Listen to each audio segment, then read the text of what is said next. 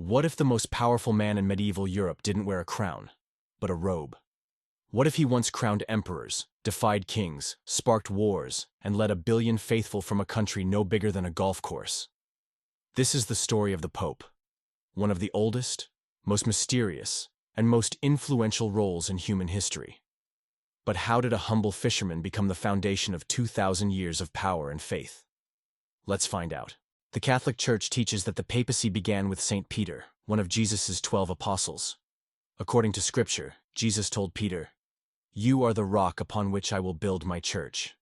Early Christians believed Peter became the first bishop of Rome, and his martyrdom there gave that city spiritual weight.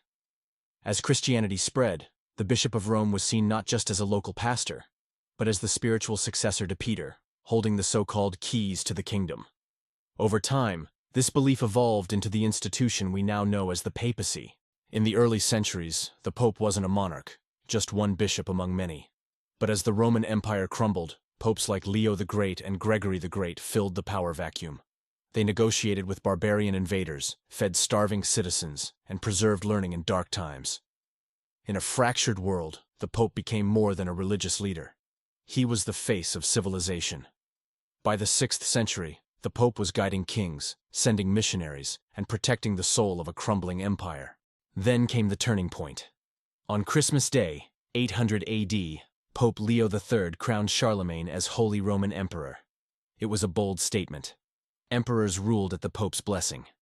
During the Middle Ages, the Pope became a kingmaker, ruling central Italy through the Papal States, wielding spiritual power over millions, and political power over monarchs. Popes excommunicated emperors, launched crusades, and shaped laws. For centuries, the Pope wasn't just a religious figure. He was one of the most powerful people on the planet. But with power came problems. The 14th century saw the Western Schism, 3 rival popes claiming the throne. Even before that, Roman nobles installed their sons as popes, some of whom were shockingly corrupt. Pope Benedict IX held office 3 times, and once sold it like a family heirloom.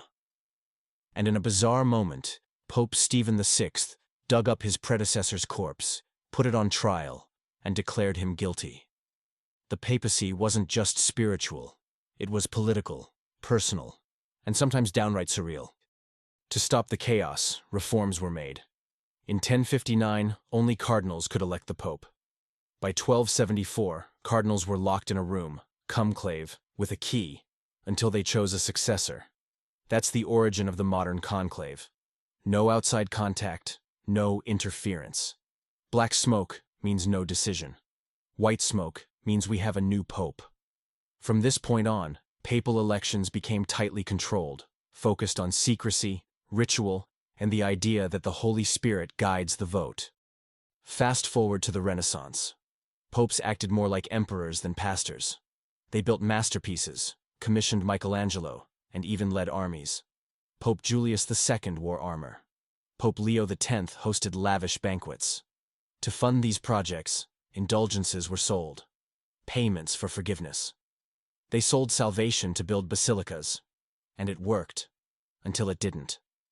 That scandal lit the spark for Martin Luther's Reformation, and the Protestant world turned its back on Rome. But if you thought popes only ruled empires, wait until you hear what happened when they were locked inside the Vatican for 60 years. Then came the 19th century, a blow to papal sovereignty. As Italy unified, the Pope lost his land and declared himself a prisoner in the Vatican. But, in 1870, the Church struck back with a spiritual flex. The First Vatican Council declared the doctrine of papal infallibility. When the Pope speaks on faith and morals ex cathedra, he is without error. Decades later, the 1929 Lateran Treaty made the Vatican a sovereign state again. Just 108 acres, but symbolically massive. In the 20th century, popes became global moral voices. John XXIII called the Second Vatican Council, which modernized the Church and reached out to other faiths. John Paul II, a Polish pope, played a pivotal role in ending communism, visiting 129 countries and surviving an assassination attempt. Benedict XVI shocked the world by resigning in 2013. His successor, Pope Francis, is the first from the Americas, and a pope focused on humility, justice, and environmental care.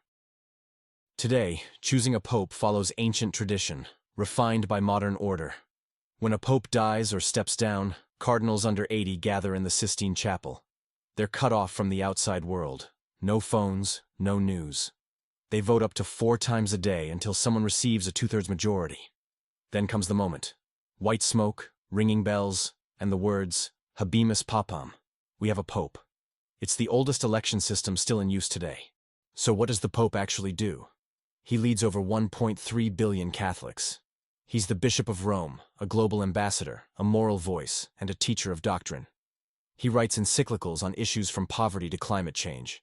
He canonizes saints, guides bishops, and speaks to nations. But beyond power, the Pope is a symbol, a reminder of spiritual continuity stretching back to a man who once walked with Christ on the shores of Galilee. Fun facts? We've got plenty. The shortest papacy lasted 13 days. One pope banned smoking in churches back in 1590. There's never been a Pope John 20, because someone miscounted. The papal Swiss Guard, in those colorful uniforms, has protected popes since 1506. And, of over 260 popes in history, more than 80 have been declared saints. That's a lot of holy men. And a few very human ones too. From martyrdom in Roman arenas to standing before global leaders, the role of pope has transformed but never disappeared. The pope is a bridge between past and future, sacred and political, human and divine. Whether you're a believer, a historian, or just curious. The history of the papacy is one of the richest and most dramatic legacies in the world. If you've made it this far, you clearly love hidden history. Don't just watch, join the mission. Hit like, tap subscribe, and tell us what story you want drawn next. From ancient conspiracies to forgotten empires, we draw history, and you're part of it.